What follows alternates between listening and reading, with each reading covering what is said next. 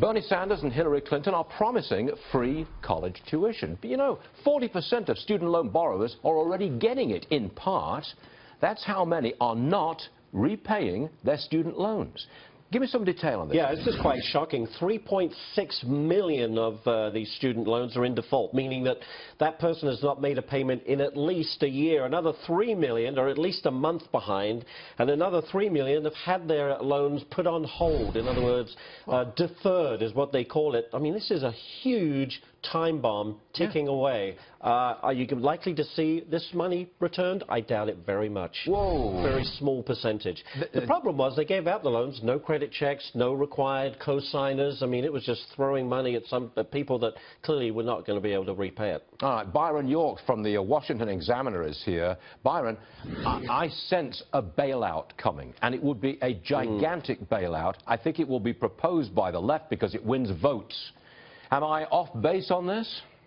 It's being proposed by the left. It's a big issue in the Democratic campaign. We know that Bernie Sanders has promised free college at public colleges and also student loan forgiveness. Hillary Clinton has gone there as well.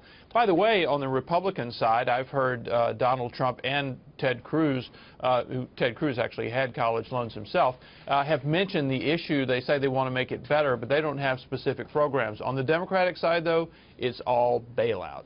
The sheer size of this news that is cascading on us this morning, 40% either not paying at all or are late in payments. 40%, 9 million people. The sheer size, I've added it up. It's about $250 billion worth of student debt on which there is delinquent payment. $250 billion. The scale of it is what hits you in the face. Well, you know, we've seen today a new article in Wall Street Journal. Most of these people who have student loans are not paying are determined not to pay. The ones who are in default, the servicing companies, they didn't just put them in default right away. They spent a year getting in touch with them. They say between 200 and 300 times over the year, letters, emails, texts, and they never get any response. And people are prioritizing their other debts. They may have a car payment, rent, everything else, prioritizing it over the student loans, and they feel like they don't have to pay it.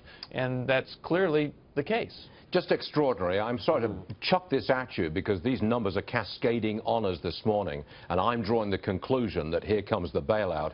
Thanks very much for being on the show this morning, Byron. I think this is a dramatic and important story, and we're going to be on it. Byron, thank you very much indeed.